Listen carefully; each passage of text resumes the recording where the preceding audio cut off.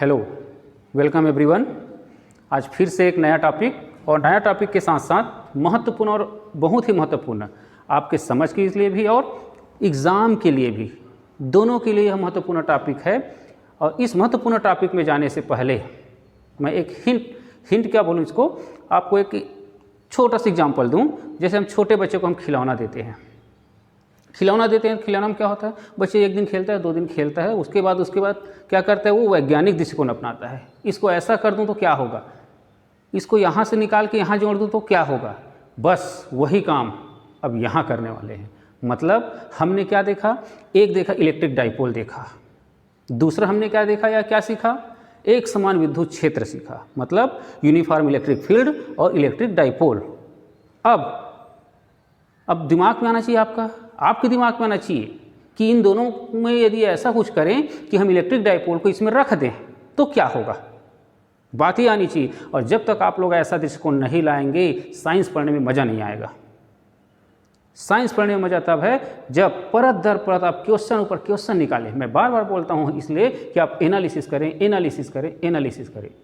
जब तक आप एनालिसिस नहीं करेंगे, आपके मन में जिज्ञासा नहीं आएगी, क्वेश्चन नहीं आएंगे, यदि ऐसा कर देंगे तो क्या होगा, यदि वैसा कर देंगे क्या होगा, तब तक आपको साइंस पढ़ने में मज़ा नहीं आएगा। तो यहाँ पर हम लोग क्या करना चाह रहे हैं, इलेक्ट्रिक डाइपोल जो है उसको एक समान विद्युत क्षेत्र में रख देते हैं। तो उस पर क्या क्या होता है, तो उस पर 3 बातें होती है।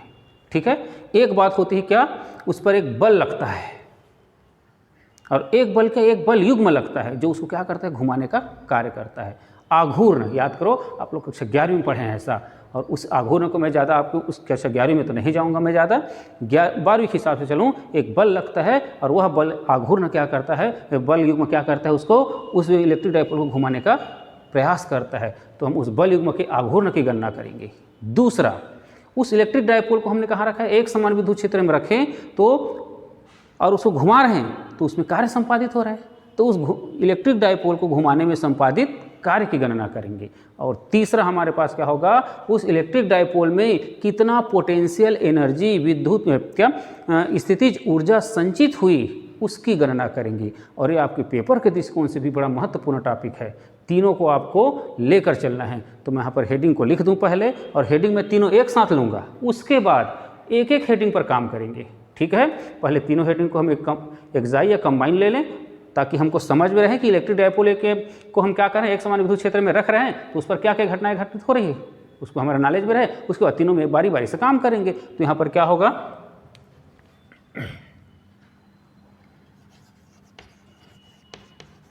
विद्युत द्विध्रुव को एक समान विद्युत क्षेत्र में, ठीक, एक कॉमन फैक्टर है। पहला, एक समान विद्युत क्षेत्र में रखने पर लगने वाला क्या, बल युग्म का आघूर्ण, पहली काउंटिंग होगी। दूसरा हमारा होगा संपादित कार्य की गणना। मैं पूरा यहाँ पर नहीं लिखा हूँ, जब कंप्लीट काम करूँ उससे कर देंगे वहाँ पर कि क्या द्विध्रुव को घुमाने पर संपादित कार्य की गणना। और तीसरा इस पर हमारा टॉपिक रहेगा क्या, द्विध्रुव, इसमें चल लिख दिया हूँ मैं, द्विध्रुव पर संचित पोटेंशियल एनर्जी, स्थितिज ऊर्जा। ये 3 चीज़ें हैं जिस पर हमको काम करना है। पहला जिसमें क्या है, लगने वाला बल युग्म का आघूर्ण, दूसरा उस पर संपादित कार्य की गणना करनी है, और तीसरा द्विध्रुव पर संचित स्थितिज ऊर्जा की गणना करनी है। ठीक है, और इस तरह से ये तीनों टॉपिक हमारे लिए बड़ा महत्वपूर्ण है, एग्जाम के लिए भी और हमारे समझ के लिए भी। चलिए इसको मैं मिटा दूं, और इसके बाद क्या करेंगे, हमारा पहला जो वर्क है इसमें क्या, विद्युत द्विध्रुव को एक समान विद्युत क्षेत्र में रखने पर लगने वाला बल युग्म आघूर्ण की गणना। चलिए इसको मिटा दूं पहले, उसके बाद इसको पहला हेडिंग को लेकर काम करेंगे। और उसमें पहले मैं बता के रखा हूँ, फिजिक्स में क्या होता है, पहले डायग्राम बनाते हैं, डायग्राम का फिर डिस्क्रिप्शन होता है, उसके बाद हमको क्या करना है वो लेते हैं, फिर उसके बाद उसके लिए हमको क्या करना है फिर लेते हैं, और उसके बाद उसकी गणना करते हैं। तो सबसे पहले इसको मिटाकर मैं पहला हेडिंग डाल दूँ, उसके बाद उसमें आगे बढ़े। चलिए ठीक है, देखिए ये मैंने लिख दिया। हेडिंग हमारा है एक समान विद्युत क्षेत्र में रखे विद्युत द्विध्रुव पर बल युग्म एवं उसका आघूर्ण, और जो बल लग रहा है उसका आघूर्ण काउंट करेंगे। तो इसके लिए सबसे पहले हमारा क्या होगा, एक समान विद्युत क्षेत्र। देखें फिजिक्स में जो हेडिंग है, जो काम है, उसी में लगभग हमारा डायग्राम भी छुपा रहता है। ठीक है, तो सबसे पहले मैं क्या कर दूं, एक समान विद्युत क्षेत्र को प्रोवाइड कर दूं। हमने पढ़ा हुआ है एक समान विद्युत क्षेत्र इस तरह से समांतर रेखाएं बिल्कुल समान दूरियों पर,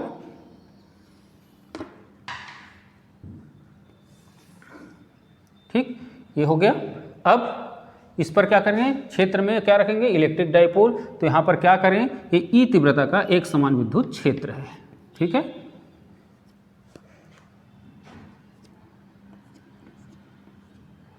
इस पर हमने इलेक्ट्रिक डाइपोल रखा।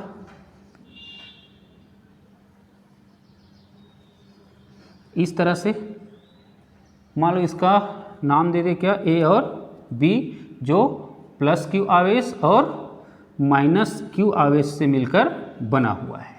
और इसकी लंबाई कितना ले लें, 2a, जो हम पहले से कॉमन लेकर चलते हैं।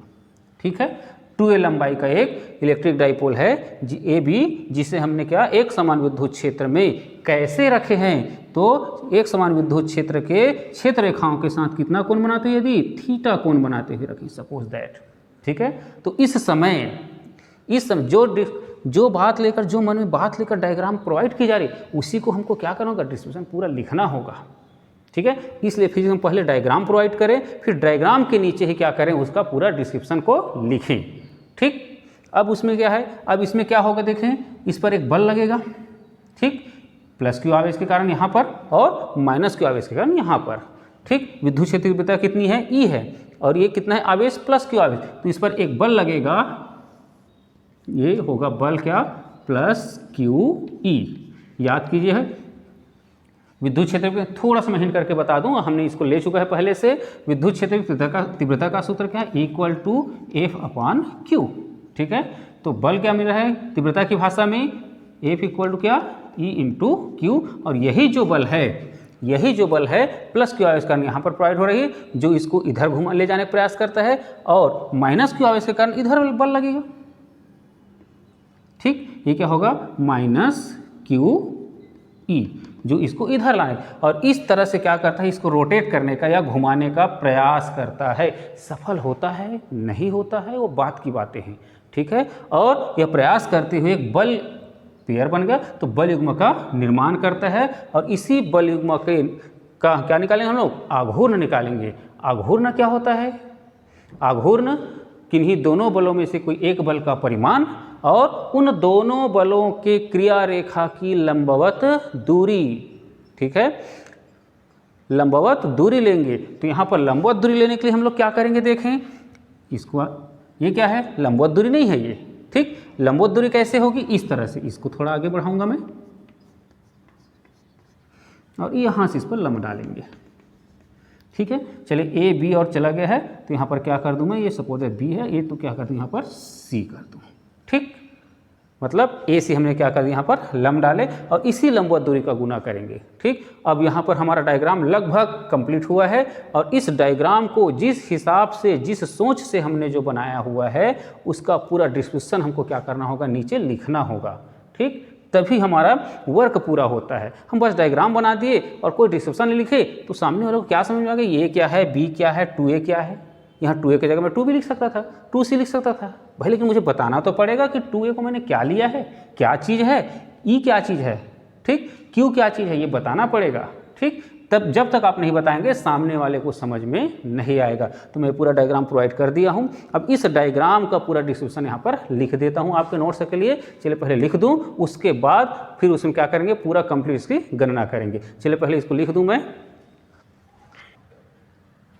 ये लिख दिया मैंने। चलिए इसमें देखें, पूरा कंप्लीट होने के बाद वही मैंने जो बताया था वही चीज़ लिखा, डायग्राम को जो लिख था वही है। प्लस की तथा माइनस का से बना एक 2a लंबाई का वैद्युत द्विध्रुव AB है, जिसे एक समान विद्युत क्षेत्र में ई तीव्रता के एक समान विद्युत क्षेत्र में क्या है, थीटा कोण बनाते हुए रखा हुआ है। पहला पैराग्राफ हमारा इस विद्युत क्षेत्र के कारण प्लस क्यू आवेश पर क्यूबी बल लगता है जो क्षेत्र की दिशा में चलता है, और एक और बल इसी विद्युत क्षेत्र के कारण क्या लगता है, माइनस क्यू आवेश पर लगता है जो उसके विपरीत दिशा में चलता है। और ये दोनों परिमाण में क्या है, बराबर है, परिमाण में बराबर है, ध्यान रखिएगा, परिणाम नहीं परिमाण, ठीक है, परिमाण में बराबर तथा विपरीत दिशा में क्रिया रेखा होने के कारण बल युग्म का क्या करता है, निर्माण करता है। और यह बल युग्म विद्युत द्विध्रुव को या इस इलेक्ट्रिक डाइपोल को क्या करता है, घुमाने का प्रयास करता है। तो इस प्रत्यानयन, और इसी को हम क्या कहते हैं, प्रत्यानयन बल युग्म कहते हैं। और इस प्रत्यानयन बल युग्म क्या निकालेंगे, अब आघूर्ण निकालेंगे, ठीक है। तो प्रत्यानयन बल युग्म का आघूर्ण क्या होता है, मैंने बता दिया था पिछले भी थोड़ी देर पहले और बताया, क्या कोई एक बल होगा और इन दोनों बलों के बीच के क्रिया रेखा की लंबवत दूरी होगी, ठीक है। तो चलिए ये टॉपिक, ये सिस्टम आपके लिए है, पूरा लिख लीजिए। उसके बाद इसको फिर से मिटा कर इसको क्या करेंगे, पूरा कंप्लीट, क्योंकि डायग्राम भी नहीं मिटा सकते, क्योंकि हम डायग्राम में फिजिक्स में पूरा डायग्राम से बेसिस ही वर्क होता है, ठीक है। तो डायग्राम को मैं नहीं मिटाऊंगा, मैं फिर से सिस्टम को मिटाकर फिर से डेरिवेशन करेंगे अब, और उस आधार पर देखें। अब चलिए क्या निकालेंगे, प्रत्यानयन बल युग्म का आघूर्ण, ठीक। चलिए मिटा देता हूँ इसको मैं फिर से आप लोगों के लिए। चलिए डेरिवेशन में चलते हैं, सूत्र की गणना करते हैं प्रत्यानयन बल युग्म के आघूर्ण की। तो क्या होगा, प्रत्यानयन बल युग्म का आघूर्ण, ठीक, ये टाउ इक्वल टू कोई एक बल, ठीक है, गुना दोनों बलों के मध्य की चलिए लंबवत दूरी, ठीक। इस सेकंड देखिए डायग्राम में कोई एक बल लेते हैं, चलिए टाउ इक्वल टू क्या हो, कोई एक बल, चाहे क्यू इक्वल है चाहे यहाँ ले, क्योंकि परिमाण है ये, क्या होगा, चलिए मैंने क्यू ई इंटू, ठीक है, इंटू दोनों बलों के मध्य की लंबवत दूरी, ये दो एक बल है और ये बल है, तो लंबवत दूरी ये आ रही है, क्या हो रहा है, ए सी, ठीक है, ब्रैकेट इन कर लेता हूँ, चलिए मैं इसको ए सी, ठीक, इसको दे दें, चलिए इक्वेशन नंबर क्या, फर्स्ट, ठीक है। अब इक्वेशन नंबर फर्स्ट देने के बाद देखिए ए सी जो आया हुआ है ये हमारे द्वारा एक प्रोवाइडेशन है, सिस्टम है, जबकि हमारा मूल स्वरूप में क्या क्या है हमको मिला हुआ है, विद्युत क्षेत्र की तीव्रता मिला हुआ है, आवेश मिला हुआ है, एक 2a लंबाई मिला हुआ है, या 2a लंबाई और थीटा मिला हुआ है, इन्हीं में हम आंसर आता है फाइनल, ठीक है। हमारे तरफ से जो प्रोवाइड किया गया है उसको क्या कहते हैं, हम धीरे धीरे हटाते चलते हैं। तो ए सी कैसे हटेगा देखें, या मूल स्वरूप में कैसे आएगा, तो ए सी क्या चीज़ है, इस ट्रायंगल में देखें तो ये थीटा है, तो ये भी क्या होगा, थीटा होगा, किससे, किसके नियम से, संगत कोण के नियम से, ठीक है। इसको हम ज्यामिति के नियम से बोल सकते हैं। अब यहाँ पर बात आती है, ये थीटा है, इस एंगल के लिए हमको चाहिए और ए सी का वैल्यूएशन चाहिए, ठीक है, और थीटा हमारे पास है और 2a उपलब्ध है। तो ऐसा कौन सा ऐसा ट्रिग्नोमेट्री सिस्टम है, ठीक है, ऐसा कौन सा ऐसा ट्रिग्नोमेट्री सिस्टम है जो हमको इसमें रिलेशनशिप देता है, तो जहाँ तक संभव इसमें क्या है, साइन थीटा और क्या देता है इसमें, कॉसेक थीटा, ठीक है। तो हम साइन थीटा में लेकर चले, हमको किसका मान चाहिए, लंब का मान चाहिए, कर्ण हमारा उपलब्ध है और कोण उपलब्ध है, तो मैं लिख दूँ क्या, कौन सा, राइट एंगल ट्रायंगल या समकोण त्रिभुज कौन सा, ठीक, ए बी और सी, ए बी और सी में, ठीक है। तो समकोण त्रिभुज ए बी सी में देखें क्या होगा, साइन थीटा इक्वल टू, ठीक है, साइन थीटा इक्वल टू लंब बटे कर्ण, ए सी लंब हो गया और कर्ण कौन सा है, ए बी। हमको ए सी का रिलेशन चाहिए, तो ए सी इक्वल टू क्या हो रहा है बता दीजिए, ए सी इक्वल टू हो रहा है A B sine theta, A B का वैल्यू कितना हमारे पास, 2a, तो यहाँ लिख दिया मैंने ए सी इक्वल टू क्या हो जाएगा, 2 into A into sine theta, ये निकल गया ए सी का मान, और इस मान को हम कहाँ पुटअप करेंगे, इक्वेशन नंबर 1 में। तो इक्वेशन नंबर 1 में मैं पुटअप करूँ तो क्या हो जाएगा, चलिए छोटा सा जगह है तो इसमें ले लूँ मैं थोड़ा सा, क्या हो जाएगा, टाउ इक्वल टू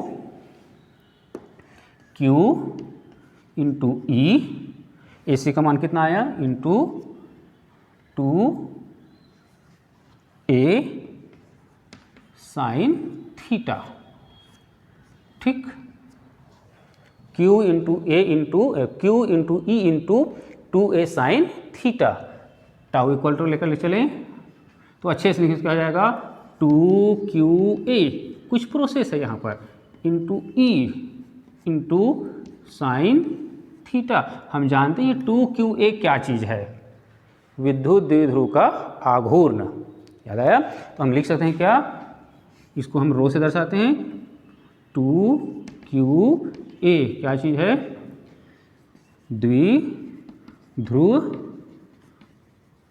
आघूर्ण है। तो अब क्या बन जाएगा, टाउ इक्वल टू देखें रो ई इंटू साइन थीटा, ठीक। और यही क्या चीज़ है, प्रत्यानयन बल युग्म का आघूर्ण का व्यंजक है, ठीक है। टाउ इक्वल टू क्या बना, रो ई इंटू साइन थीटा। इसी को यदि हम सदिश रूप में लिखना चाहें, ठीक है, इसी को हम सदिश रूप में लिखना चाहें तो क्या हो जाएगा, देखें साइन थीटा हमको मिला हुआ है, तो हमको मालूम है कक्षा 11वीं में हम लिया हुआ है दो सदिशों का सदिश गुणन। जब दो सदिशों का सदिश गुणन होता है तब क्या होगा, ये भी सदिश राशि, ये भी सदिश राशि है, ठीक है। तब उन दोनों सदिशों का परिमाण गुणित उनके मध्य के कोण का साइन। तो यहाँ पर साइन आया हुआ है, तो हम क्या कर सकते हैं, इसको दोनों सदिशों का सदिश रूप में लिखना चाहें तो सीधा क्रॉस में चले जाएं, यहाँ डाट, इसमें तो यहाँ पर डाट लगा सकते थे, चलिए। तो टाउ इक्वल हो जाएगा, सीधा सदिश रूप में लिखते हैं हमें, ठीक, सदिश रूप में हो जाएगा यही, tau equal to P vector rho cross vector E, और ये कौन सा रूप है, इसका सदिश रूप है, ठीक। इसको मैं समीकरण नंबर 3 देकर रखूं। अब इसमें हम एनालिसिस करेंगे, मैं बार बार बोलता हूं एनालिसिस, ठीक है। इसमें एनालिसिस करेंगे इक्वेशन नंबर 3 से कि यहाँ पर बल युग्म के आघूर्ण का मान कब मैक्सिमम होगा, कब मिनिमम होगा, यह संतुलन में कब होगा, और कब यह कहा जाए असंतुलित होगा, ठीक है। तो इसके लिए देखें, चलिए पूरा सिस्टम यहाँ पर आपको क्लियर है। यहाँ पर सपोज दैट, ठीक, थीटा का वैल्यूएशन, मान लो मैं यहाँ पर इस थीटा की जगह 0 रखूँ, थीटा का वैल्यू 0 पुटअप करता हूँ, कहाँ पर, इस इक्वेशन में, मतलब साइन थीटा इक्वल टू 0, ठीक है, साइन 0 हो जाएगा। तो साइन 0 होगा तो क्या होगा, साइन 0 का वैल्यूएशन पूरा 0 होता है, तो इक्वेशन क्या बना, टाउ का मान 0 आया। मतलब यदि यहाँ पर 0 रखता हूँ, थीटा के को यदि 0 लेते हैं तो क्या हो जाएगा, पूरा संतुलन इधर आ जाएगा, ऐसे इस तरह से आएगा, ठीक है। और जब इस तरह से आता है तो हम कहेंगे क्या, यह जो है द्विध्रुव जो है क्या है, स्थायी संतुलन में है, ठीक। मतलब कौन सी विशेष स्थिति आ रही है, पहला स्थिति कौन सी आ रही है, थीटा इक्वल टू 0, और उस थीटा इक्वल टू 0 का मतलब क्या हुआ, हम ये जो द्विध्रुव कहाँ रख रहे हैं, विद्युत क्षेत्र के साथ बिल्कुल समांतर रख रहे हैं, उस स्थिति में क्या होता है, वह संतुलन में, स्थायी संतुलन में होता है। दूसरा इसमें देखें, यदि थीटा इक्वल टू 90 लेकर चले इसमें, ठीक है, मैं उसको पहले बाद में लिख दूंगा, मैं पूरा कंप्लीट होने के बाद, पहले समझ लें। थीटा इक्वल टू 90 लेकर चलता हूं तो साइन 90 का वैल्यूएशन कितना होता है, 1, और वहां पर उस समय टाउ का वैल्यूएशन कितना आ रहा है, पी इंटू ई। मतलब क्या हुआ, यदि हम इसको लंबवत रखते हैं इस तरह से, चलिए डायग्राम का काम खत्म हो गया है, मैं इसमें और अपने हिसाब से काम कर लूँ। यदि ऐसा रखते हैं, थीटा का वैल्यूएशन ऐसा रखते हैं, तो इस स्थिति में क्या होगा, उस पर लगने वाले प्रत्यानयन बल युग्म का आघूर्ण का मान अधिकतम हो रहा है। और तीसरी स्थिति यदि थीटा इक्वल टू 180 रखें, थीटा इक्वल 190 रखे जाए, तो इस तरह से ऐसा रखें तो 180 में रखते हैं, इस समय वह क्या होगा, पी का मान 0 आ रहा है, लेकिन इस समय वह इलेक्ट्रिक डाइपोल जो है अस्थायी संतुलन की स्थिति में होती है। तो 3 विशेष कंडीशन हम यहाँ पर प्राप्त कर सकते हैं विद्युत द्विध्रुव को कहाँ रखने पर, एक समान विद्युत क्षेत्र में रखने पर। पहला, जब वह क्या हो, स्थायी संतुलन की स्थिति में हो। दूसरा, वह क्या हो, उस पर लगने वाला बल का मान अधिकतम हो। और तीसरा, वह अस्थायी संतुलन की स्थिति में हो। मैं तीनों को लिख भी देता हूं आपके नॉलेज के लिए, क्योंकि इस आधार पर भी आपको पूछा जा सकता है कि इलेक्ट्रिक डाइपोल को जब एक समान विद्युत क्षेत्र में रखते हैं तो वह कब स्थायी संतुलन की स्थिति प्राप्त करता है, ऐसा भी आपके लिए क्वेश्चन हो सकता है, ठीक है। या ऐसा हो सकता है जब इलेक्ट्रिक डाइपोल को, विद्युत द्विध्रुव को हम कहाँ रखें, एक समान विद्युत क्षेत्र में रखते हैं, तब उस पर लगने वाला बल का मान अधिकतम कौन सी स्थिति में होती है। इसलिए मैं बार बार आपको बता रहा हूं कि एनालिसिस बहुत जरूरी है, विश्लेषण बहुत जरूरी है, ठीक है। तो चलिए इसको लिख भी देता हूं आपके लिए, स्थितियों को, बल का मान तो निकल गया, बल युग्म का आघूर्ण का मान निकल गया, अब इसमें बल युग्म का आघूर्ण का मान के आधार पर हम क्या करेंगे, इसको पता करेंगे। तो चलिए लिख देता हूं विशेष स्थिति को, ठीक, ये मैंने लिख दिया। स्थितियों में फिर से एक बार आपको रिवाइज कर दूँ, रिमाइंड कर दूं जो बताया था मैंने, थीटा इक्वल 0 मतलब द्विध्रुवीय क्षेत्र के दिशा में कैसा है, समांतर है। डायग्राम में दिखाया था मैंने। तो उस समय टाउ का मान क्या होगा, समीकरण नंबर 3 से 0 आता है। और इस स्थिति में द्विध्रुव कैसा होता है, स्थायी संतुलन में रहता है, बिल्कुल रिलैक्स रहता है। दूसरा स्थिति है थीटा इक्वल 90 लेते हैं मान लो, तो 90 मतलब क्या होगा, द्विध्रुव क्षेत्र की दिशा के कैसे होगा, लंबवत है। और उस स्थिति में उस पर लगने वाला बल युग्म का मान कितना, बल युग्म आघूर्ण का मान कितना होता है, अधिकतम होते हुए कितना होता है, क्या रो इंटू ई होता है। ठीक। और तीसरा स्थिति यदि थीटा इक्वल 180 ले, अर्थात द्विध्रुव क्षेत्र के विपरीत दिशा में समांतर है। ठीक है, डायरेक्शन बदल देते हैं, मान लो प्लस की उधर ले माइनस की इधर लेकर चलते हैं, उस स्थिति में टाउ का मान भी 0 आता है। लेकिन और इस स्थिति में विद्युत द्विध्रुव कैसा होता है, अस्थायी संतुलन की स्थिति में होती है। ठीक है, और इस तरह से तीनों कंडीशन को भी आपको एग्जाम में ले सकते हैं। तीनों कंडीशन में से किसी एक कंडीशन को आपको क्वेश्चन बनाकर दे सकता है कि यह कब होता है, यह कब होता है, या यह कब होता है। ठीक है, साथ ही साथ इसमें एक बात आपके लिए और बता दूं छोटा सा इसमें, कि इलेक्ट्रिक डाइपोल में जो होता है नेट बल, ठीक है, नेट बल 0 होता है, क्योंकि ये क्या है, प्लस में है और ये क्या है, माइनस में। तो नेट बल जो होता है, नेट का मतलब यहाँ पर सदिश योग में यदि लेकर चलते हैं प्लस क्यू यू और प्लस आप माइनस क्यू ई लेंगे तो 0 आएगा। लेकिन उस पर लगने वाला बल युग्म क्या होगा, का मान प्राप्त किया जाता है। ठीक है, और इस तरह से किसी इलेक्ट्रिक डाइपोल को कहाँ रखने पर, एक समान विद्युत क्षेत्र में रखने पर लगने वाले प्रत्यानयन बल युग्म का आघूर्ण और उसके कंडीशन का हम पता लगाते हैं। और यह इस तरह से अब हमारा सेकंड आगे चलेगा, कौन सा, इसी इलेक्ट्रिक डाइपोल को रखें हैं यहीं पर, तो उस पर संपादित कार्य की गणना। चलिए इसको आगे लेकर चलें, और इसके लिए मैं हेडिंग डाल दूं, फिर उसमें आगे बढ़ेंगे। चलिए ये चलिए हेडिंग डाल दिया मैंने। ठीक, एक समान विद्युत क्षेत्र में द्विध्रुव को घुमाने पर संपादित कार्य। ठीक, होता क्या है इसमें, एक समान विद्युत क्षेत्र है और समांतर यहाँ पर समान दूरियों पर, चलिए इलेक्ट्रिक डाइपोल को मैंने यहाँ पर रख दिया है, पहले समझ ले डायग्राम को। इलेक्ट्रिक डाइपोल को यहाँ रख दिया, माइनस क्यू, ये एक समान विद्युत क्षेत्र है, कैपिटल ई तीव्रता का, और ये माइनस क्यू और ये प्लस क्यू, 2a लंबाई का है, ये लेते चलते हम लोग। ठीक, अब ये साम्य अवस्था में, इस स्थिति में रहता है तो हम क्या बोलते हैं, इसको साम्य अवस्था में रहता है। अब इसको हम क्या कर रहे हैं, घुमा रहे हैं। ठीक है, तो सपोज मैं यहाँ तक घुमा दिया, चलिए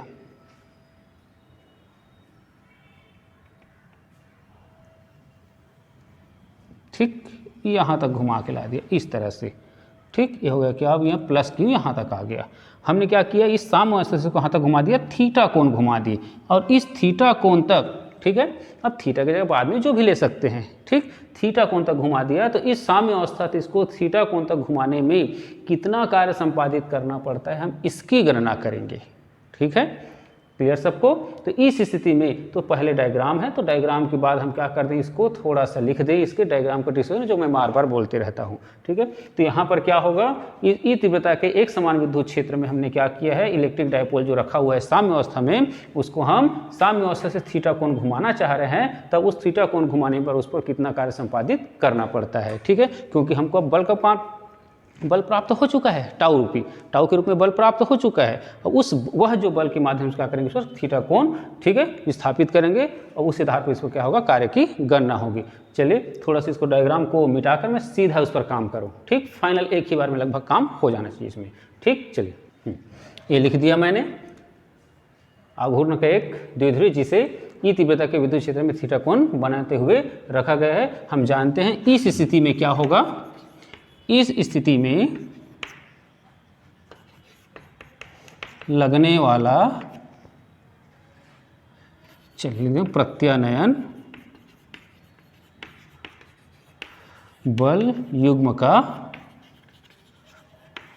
आघूर्ण मालूम है, टाउ इक्वल टू क्या आया हुआ था बता दीजिए, rho into P E sine theta, ये आया होता।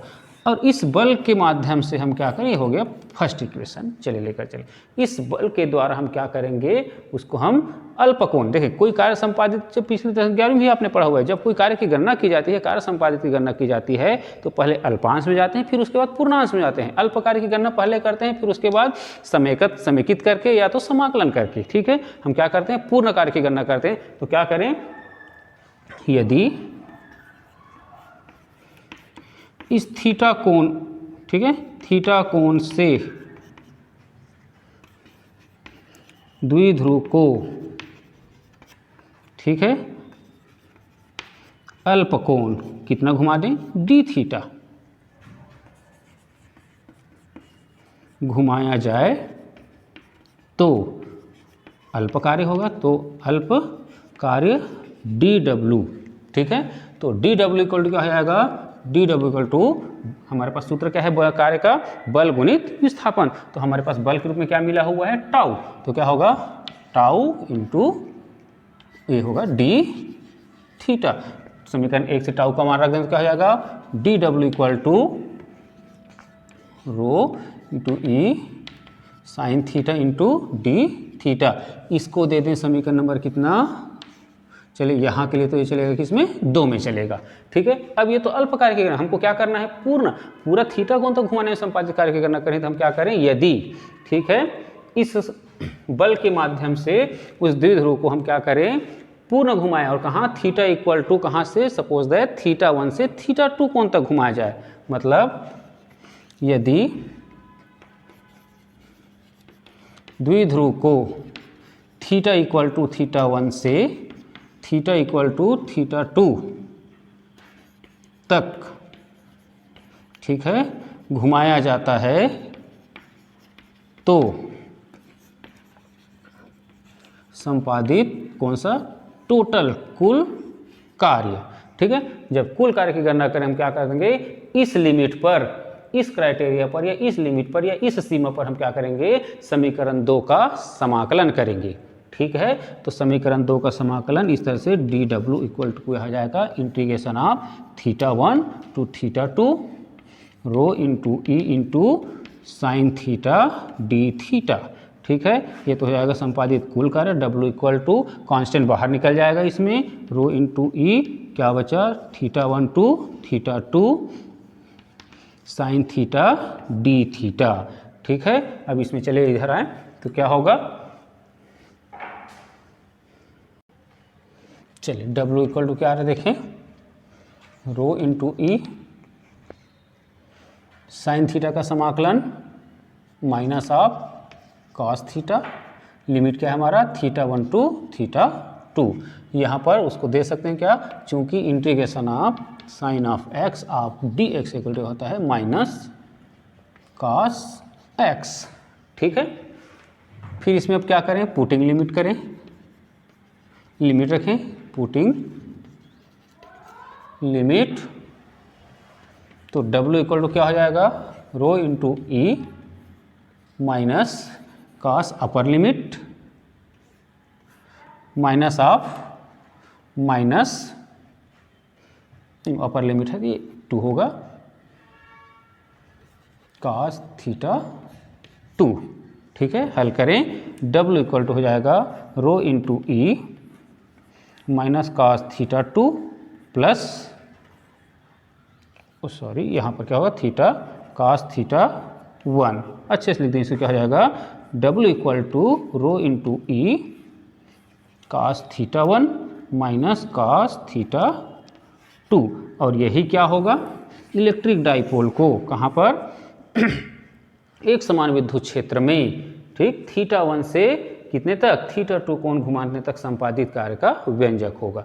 अब इसी में यदि हम लेकर चलें, यदि हम उस इलेक्ट्रिक डाइपोल को कहाँ, एक समान विद्युत क्षेत्र में साम्य अवस्था से मान लो घुमाना चाहे, मतलब साम्य अवस्था में हमने चित्र बनाया हुआ था, ऐसे मान लो है, और वो साम्य अवस्था में यहाँ से इसको ऐसा घुमाना चाह रहे हैं, तो उस समय इस पर संपादित कार्य की गणना की क्या होगी, क्योंकि एक क्वेश्चन बन सकता है आपके लिए कि इलेक्ट्रिक डाइपोल को एक समान विद्युत क्षेत्र में साम्य अवस्था से, ठीक है, थीटा कोण घुमाने तक संपादित कार्य की गणना कीजिए, ठीक है। तो यहाँ पर हमको कुछ नहीं करना है, ये हमारा प्रारंभिक स्थिति और ये अंतिम स्थिति का है। तो हम क्या करेंगे, साम्य अवस्था से हम क्या होगा, एक थीटा 1 का मान क्या होगा 0, और कहाँ तक घुमा रहे हैं, थीटा तक। तो यहाँ पर क्या हो जाएगा, यदि इलेक्ट्रिक डायपोल कहाँ तक, साम्य अवस्था से कहाँ तक घुमाएं, थीटा कोण तक घुमाना चाह रहे हैं, तो उस स्थिति में संपादित कार्य की गणना के लिए चलिए यहाँ पर लेकर चलूँ उसको, थोड़ा सा इसको मिटा दूँ, उसके बाद चलिए क्या होगा, साम्यावस्था थीटा 1 = 0 से थीटा 2 = थीटा तक घुमाने में संपादित कार्य, इसको ले समीकरण नंबर, ठीक, हमारे पास जो आया था उस आधार पर, या नहीं लेंगे तब भी चलेगा, सीधा सीधा W = क्या हो जाएगा, यहीं पर है इक्वेशन, तो ρ × E cos 0 - cos थीटा, ठीक है।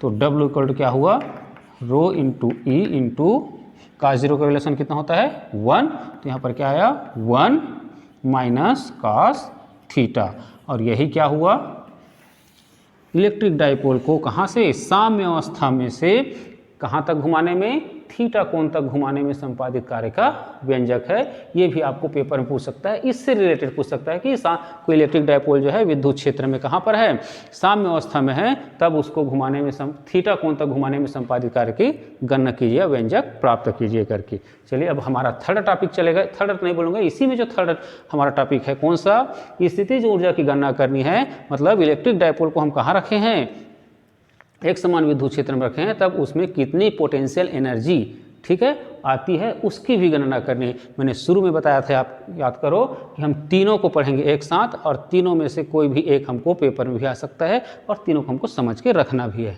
चलिए अब उसका हेडिंग भी डाल कर रखूँ, उसके बाद उस पर काम करें। ये लिख दिया मैंने।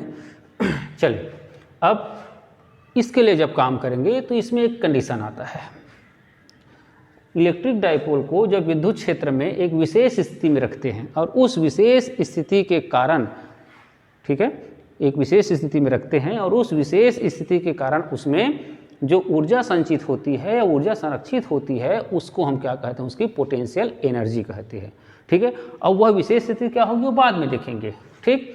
अब मान लो हम क्या करें, एक इलेक्ट्रिक डायपोल है, जो पिछला जो वर्क वाला काम किया था, सेम सिमिलर वर्क वाला काम होगा, सेम वही काम होगा। यहाँ पर क्या करेंगे, वह विशेष स्थिति को काउंट करेंगे, उस विशेष स्थिति से उसको घुमाएंगे, ठीक है, कहीं से भी नहीं घुमाएंगे, किसी विशेष स्थिति में रखने के बाद, और वह विशेष स्थिति कहलाता है कौन सा, वह इस क्षेत्र के लंबवत। मतलब यदि इलेक्ट्रिक डायपोल जो है इलेक्ट्रिक फील्ड के लंबवत है, तो वही इस विशेष स्थिति होती है। मतलब यदि इलेक्ट्रिक डायपोल जो है क्षेत्र के लंबवत है, और उस लंबवत के बाद हम उसको किसी विशेष कोण तक घुमाते हैं, और उस विशेष स्थिति को प्राप्त करने के लिए उस पर जितना कार्य संपादित किया जाता है, वही कार्य क्या होता है, उस इलेक्ट्रिक डायपोल में स्थितिज ऊर्जा के रूप में संचित रह जाती है, ठीक। तो सबसे पहले तो हम क्या कर दें, फिर वही जो पिछला में हम जो लिखे थे कार्य की गणना के लिए, वही थ्योरम फिर से आएगा। तो चलिए मैं उसको लिख दूं थोड़ा सा, उसके बाद उस पर काम करेंगे। पूरा वही थ्योरम रहेगा, कौन सा, कि पी द्विध्रुव आघूर्ण का, ठीक है, एक इलेक्ट्रिक डायपोल है जिसे ई तीव्रता के एक समान विद्युत क्षेत्र में थीटा कोण बनाते हुए रखते हैं, तो उस पर एक प्रत्यानयन बल युग्म का आघूर्ण कार्य करता है, ठीक है। और इस बल के कारण हम क्या करेंगे, उसको इलेक्ट्रिक डायपोल को या द्विध्रुव को अल्पकोण डी थीटा तक घुमाएंगे, और उस पर संपादित कार्य उसके बाद पूर्ण कार्य में जाएंगे, ठीक है। तो मैं उस थ्योरी को थोड़ा सा लिख दूं, उसके बाद फिर आगे बढ़ें। चलिए मैं लिख देता हूं थोड़ा सा, ये लिख दिया मैंने पूरा, जो कार्य की गणना के समय था वही थ्योरी है, पूरा मैंने इसलिए लिख दिया जस के तस उसको, ठीक है। तो घुमाया जाए तो, ठीक, क्या होगा, संपादित अल्प कार्य, ठीक। तो संपादित अल्प कार्य क्या होगा, dw = बल गुणित विस्थापन डी थीटा हमने लिया है, क्या, डी थीटा। टाउ का वैल्यू यहाँ रख दें, क्या हो जाएगा, tau ρ × E sine theta D theta, ठीक। अब क्या करेंगे, यदि द्विध्रुव को कहाँ से, थीटा = θ1 से थीटा = θ2 तक घुमाया जाए, तो संपादित कुल कार्य, ठीक है, संपादित कुल कार्य होगी। बिल्कुल कार्य की गणना ही है, इसलिए मैं तीनों को बिल्कुल एक साथ ले रहा हूँ, ताकि आपको अलग अलग यहाँ पर यदि लेता तो आपको अलग अलग में कन्फ्यूजन होता। उससे अच्छा मैं तीनों सिस्टम को एक साथ ले लूँ, भले ही इसमें समय लग जाए थोड़ा सा। ठीक है, तो संपादित कुल कार्य क्या होगा? ठीक, W इक्वल टू अल्प कार्य का समाकलन। कहाँ से कहाँ तक समाकलन है? और θ1 से θ2 तक है। ठीक, तो W इक्वल टू क्या हो जाएगा? चलिए dW के यहाँ पर मान रख दें, क्या हो जाएगा? θ1 to θ2 rho into E sine theta D theta. ठीक, अब इसका समाकलन करें तो समाकलन में जाने से हमको मालूम है, समाकलन जब करते हैं तो कांस्टेंट को क्या लेते हैं? समाकलन से मुक्त कर देते हैं। तो W इक्वल टू क्या हो जाएगा? Rho into E integration of θ1 to θ2 sine theta D theta. चलिए अब इसका समाकलन करना है, तो पहले इधर पूरा क्लियर कर दूं और एक बार में पूरा डेरिवेशन लगभग हो जाएगा आपका। ठीक है, तो चलिए समाकलन करने से पहले मैं थोड़ा सा इसको क्लियर करने के बाद इसमें करूं। ठीक, क्या होगा? W equal to integration rho into E sine theta का इंटीग्रेशन क्या होगा? Minus cos theta where to where θ1 to θ2 लिख देते हैं यहाँ पर, चूंकि इंटीग्रेशन ऑफ, फिर से मैं लिख दिया sine X of D X equal to क्या होता है? Minus of cos x.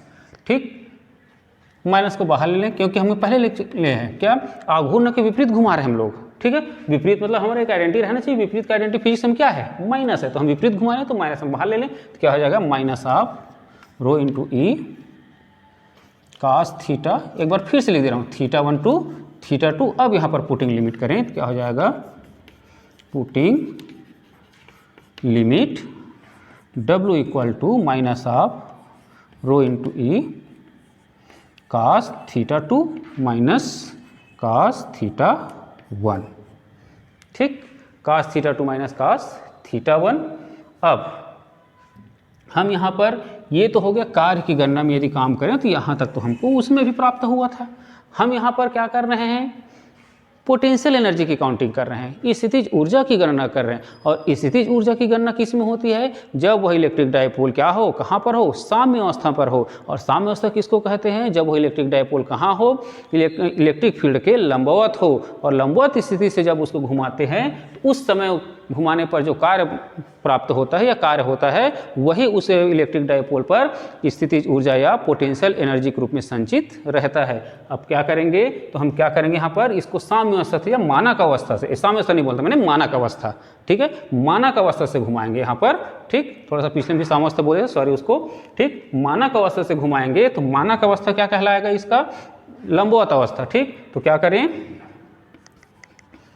द्विध्रुव को मानक अवस्था, ठीक है, कार्यक्रम शामिल थे। मानक अवस्था θ1 इक्वल टू π/2 मतलब लंबवत से θ2 इक्वल टू थीटा तक घुमाने में संपादित कार्य। ठीक, मैं फिर से बोल रहा हूँ, यदि पिछले मैंने थोड़ा सा सामने बोल दिया रहा होगा तो उसको थोड़ा सा करेक्शन कर लीजिएगा। क्या होगा? वहाँ पर मानक अवस्था होगा।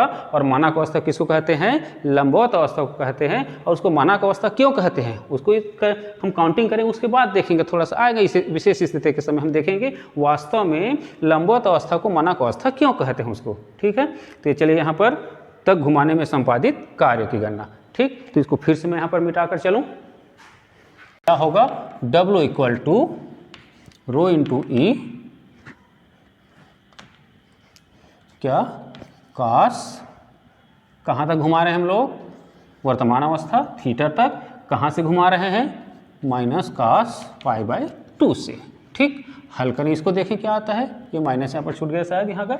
ठीक, ये minus equal to minus rho into E क्या बना? Cos theta. और कॉस 90 का वैल्यूशन कितना होता है? 0। ठीक है, तो हो गया क्या? 0 लिख दें चाहे तो हम लोग, कॉस 90 इक्वल टू 0। ठीक, तो हमारे पास क्या निकला? W equal to minus rho into E cos theta. और यही जो है, ठीक, यही मानक अवस्था से उसको थीटा कोण तक घुमाने में संपादित कार्य का सूत्र है, जो उस इलेक्ट्रिक डायपोल में स्थिति ऊर्जा के रूप में संचित रहती है। तो लिख सकते हैं क्या? यही थीटा कोण घुमाने पर संपादित कार्य, ठीक है। और कहाँ से, मानक अवस्था से संपादित कार्य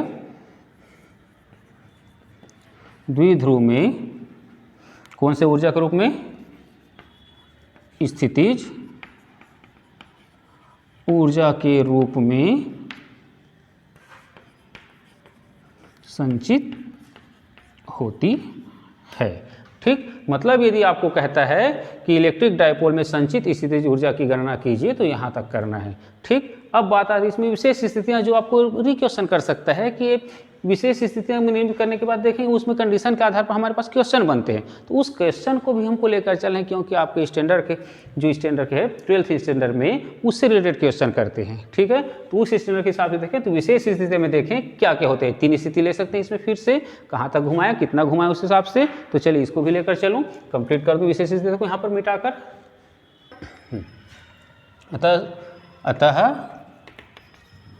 द्विध्रुव में संचित स्थितिज ऊर्जा, अब वही कार्य की माप है, तो हम क्या कर सकते हैं इसको, संचित ऊर्जा स्थिति का संकेत U इक्वल टू क्या बना, minus rho into E cos theta बना, ठीक।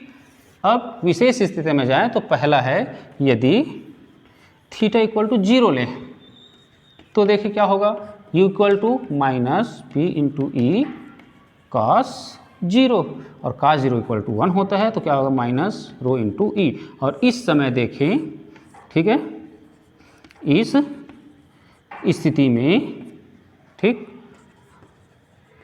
स्थितिज ऊर्जा क्या होगी, न्यूनतम होगी, और द्विध्रुव स्थायी संतुलन में होता है, ठीक है, स्थायी संतुलन में होता है। दूसरा स्थिति लें, ठीक।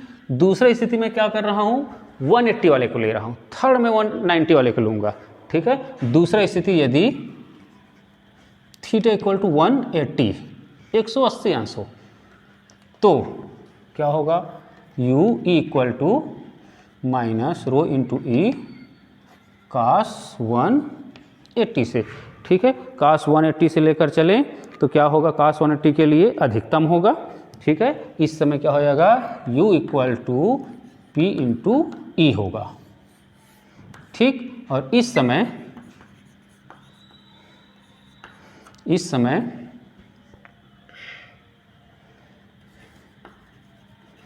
स्थितिज ऊर्जा का मान क्या होगा, अधिकतम होगा, और द्विध्रुव इसमें होगा अस्थायी संतुलन में होगा, अस्थायी संतुलन में होती है। और तीसरा स्थिति जो महत्वपूर्ण है, यदि थीटा इक्वल टू क्या ले लें, 90, मतलब ले लें क्या, लंबवत स्थिति में, तब देखिए U का मान कितना हो रहा है, minus of rho into P E cos 90, और cos 90 का मान 0, तो उस समय U इक्वल टू क्या हो रहा है, 0। और यही महत्वपूर्ण है, इसको चलिए मैं यहाँ लिख भी दूंगा, यहाँ आप लोग लिख लेंगे इसको जरूर, मैं यहाँ पर बता दे रहा हूँ। क्या, इस स्थिति में देखें स्थिति ऊर्जा का मान क्या हो रहा है, 0, और इसीलिए इसको क्या कहा गया है, मानक स्थिति कहा गया है, कि जब विद्युत द्विध्रुव को हम कैसे रखते हैं, इलेक्ट्रिक फील्ड के लंबवत रखते हैं, तब उसमें संचित स्थितिज ऊर्जा का मान क्या होता है, 0 होता है, और इसलिए उस स्थिति को क्या कहा गया है, मानक स्थिति कहा गया है, ठीक है। तो आपको पेपर में आ सकता है, मानक स्थिति के लिए गणना कीजिए, अस्थायी संतुलन स्थिति के लिए गणना कीजिए, या स्थायी संतुलन स्थिति के लिए गणना कीजिए, तो आप तीनों में से जो कहा जाए वो करेंगे, या हमारा पिछला जो चला था उनमें से कोई एक देता है पेपर में, उसके हिसाब से भी काम करेंगे। और आपको मालूम पड़ गया मानक स्थिति किसको कहेंगे, जब विद्युत द्विध्रुव को किसके, विद्युत क्षेत्र के लंबवत रखते हैं, तो उस स्थिति को हम क्या कहते हैं, मानक स्थिति कहते हैं। और इस तरह से हमारा ये तीनों टॉपिक लगभग कंप्लीट होता है, जो आपको पेपर के दृष्टिकोण से भी और आपके समझ बनाने के दृष्टिकोण से भी बड़ा ही महत्वपूर्ण है, ठीक।